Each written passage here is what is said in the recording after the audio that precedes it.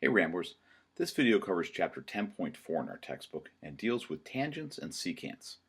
By the end of the video, I'd like you to know what tangents and secants are and be able to distinguish different types of tangent circles.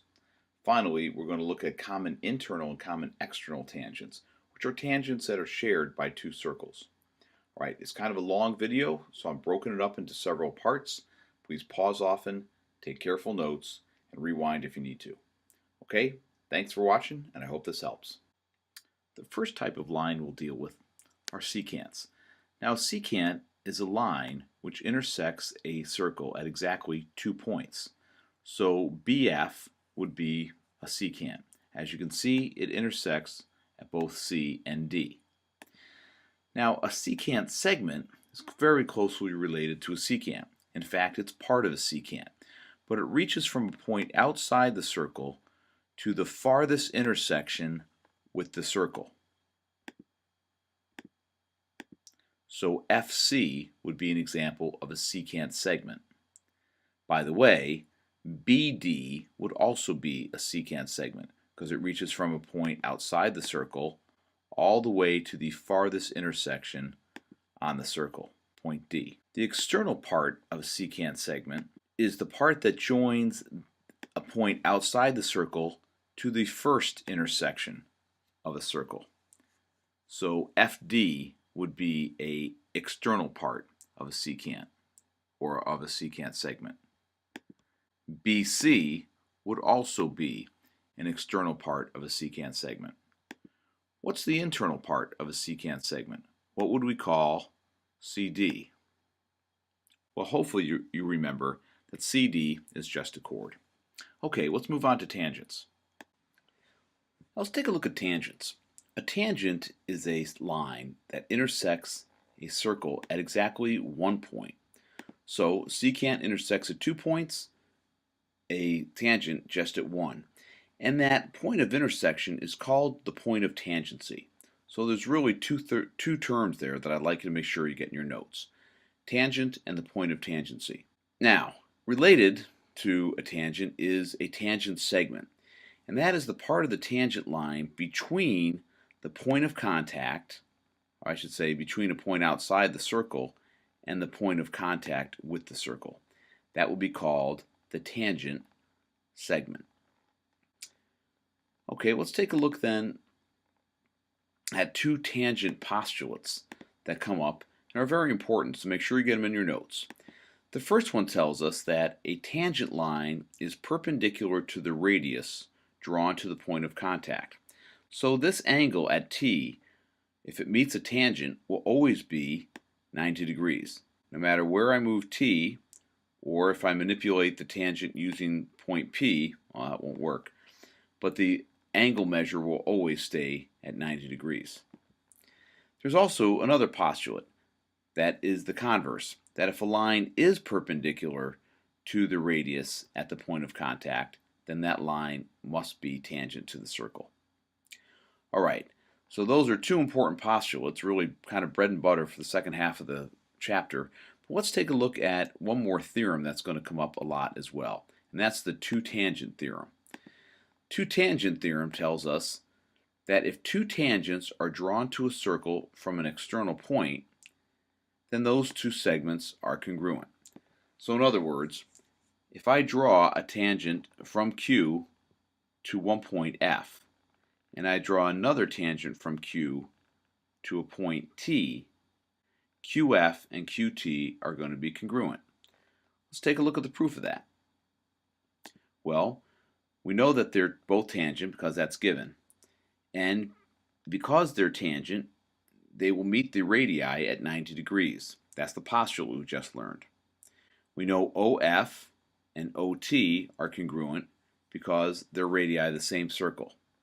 So now let's draw QO, the line joining the center of the circle with the point outside the circle where the tangent segments begin. So now I know that QO is congruent to QO because of the reflexive property. So therefore these two triangles, QFO and QTO, are congruent by HL, which means of course that QF and QT, the segments, those sides are congruent by CP/CTC. All right, we're going to look at a couple more things with tangents. We're going to look at tangent circles and common tangent between two circles. The concept of tangent has a lot of applications. Let's first look at tangent circles.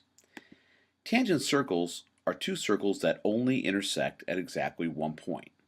There are internally tangent circles like O and P because O is inside circle P. But there is also externally tangent circles because circle O is outside of circle P. All right, let's take a look at what's called a common external tangent. Now, a common external tangent is a line or a segment tangent to two circles that does not cross the segment joining their centers.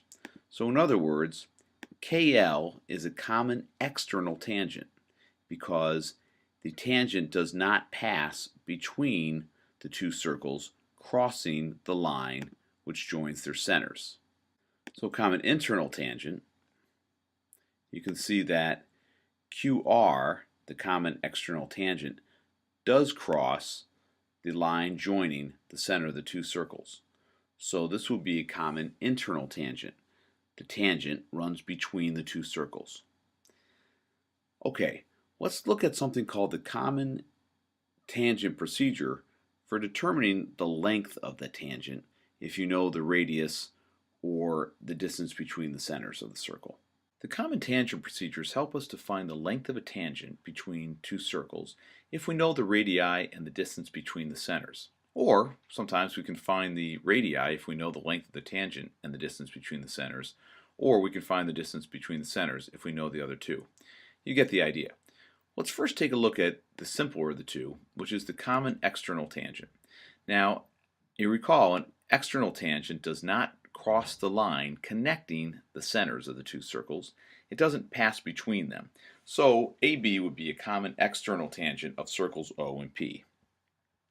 The first thing we do every time for these types of problems is to draw the segment connecting their centers.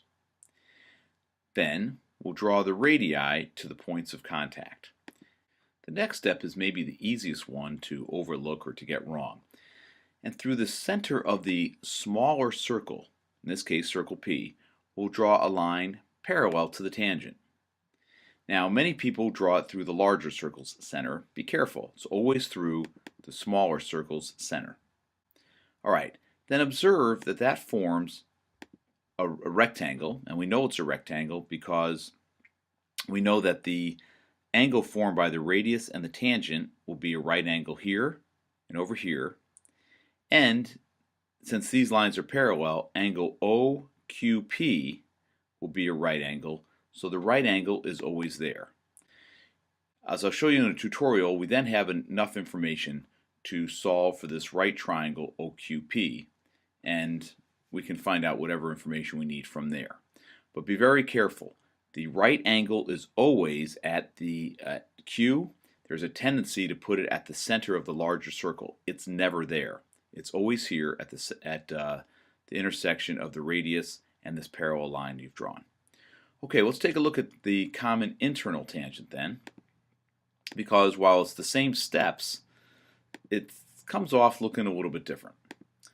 The common internal tangent does cross the line between the two centers of the circles. It does pass between them, so LM is a common internal tangent. Now you'll recognize the steps as being the same, but the figure that's created looks different.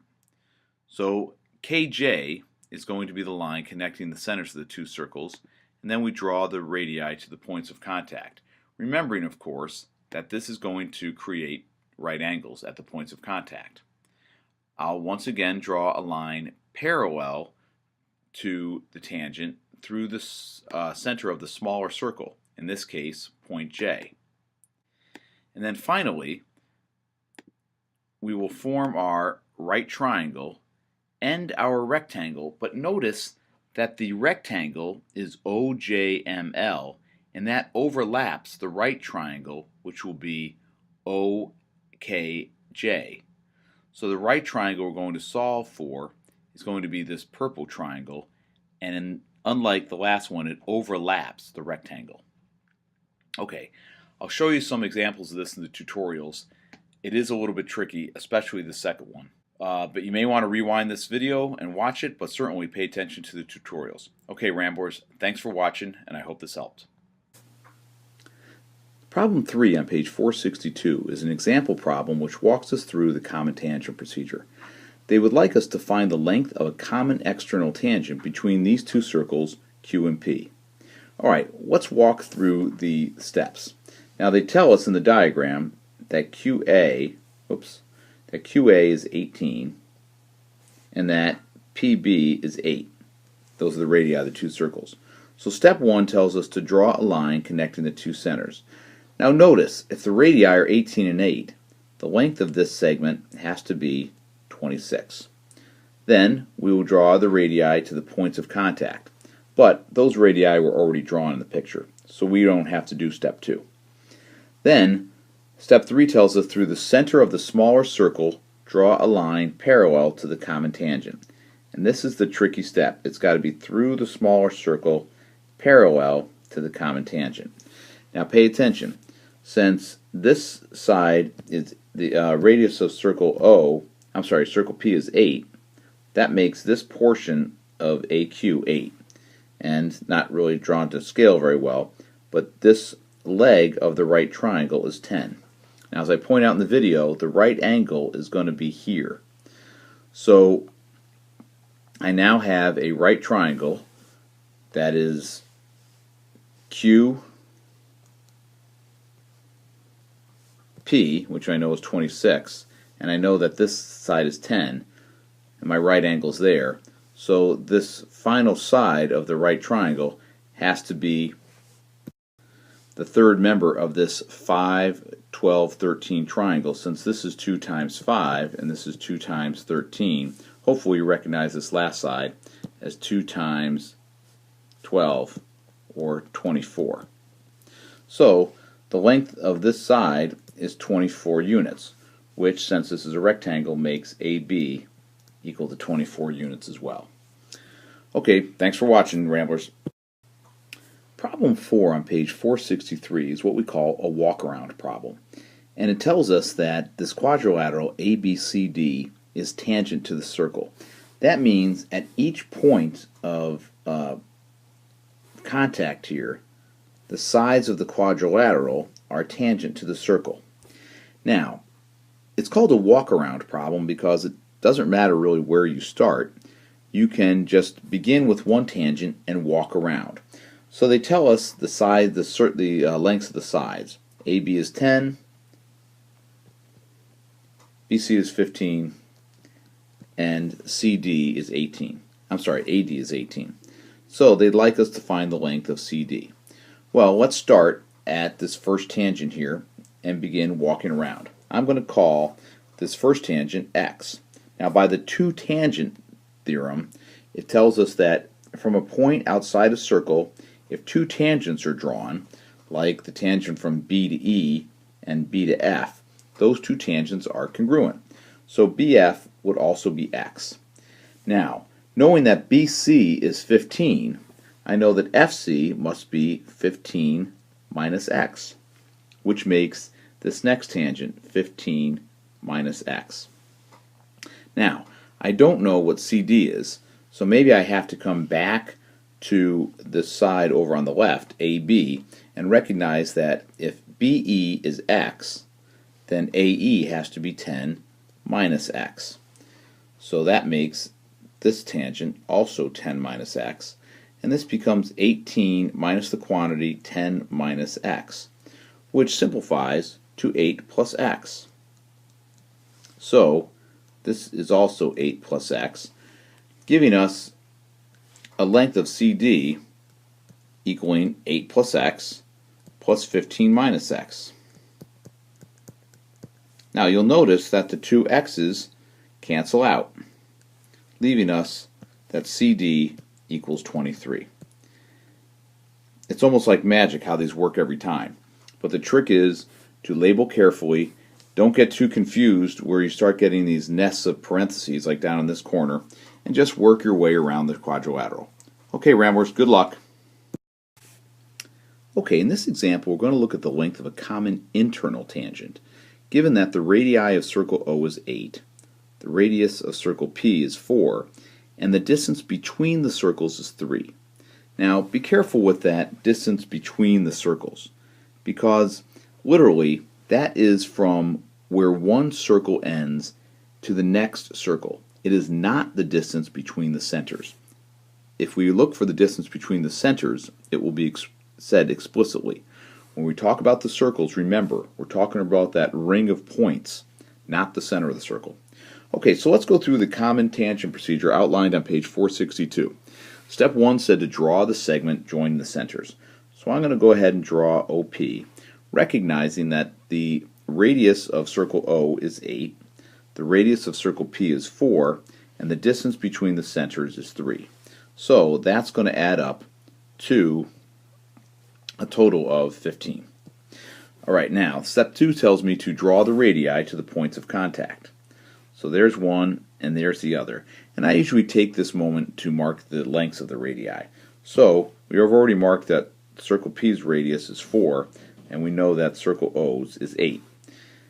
The next step tells us through the center of the smaller circle, which in this case is circle P, draw a line parallel to the tangent and extend the radius of the larger circle if need be. Well, we definitely need to. So I now recognize that since the radius of circle P is 4, that becomes the side of a rectangle, and so this extension of the radius of circle O is also going to be 4, giving me an entire length of this side of my now developing triangle as 12. So I'm going to mark this point up here just to give it a name. I'm going to call it point Q. So if I draw my triangle below, I now have my extension of radius of circle O to make a length of this side of 12, and then I am looking for PQ. Why am I looking for that? Well, notice that PQ, that line parallel through the center, is going to be the same as the length of my common internal tangent. So hopefully you recognize that this is a 9, 12, 15 triangle. So the length of the tangent is 9. Okay, Ramblers, you'll get some examples like this in the exercises. I hope this helps.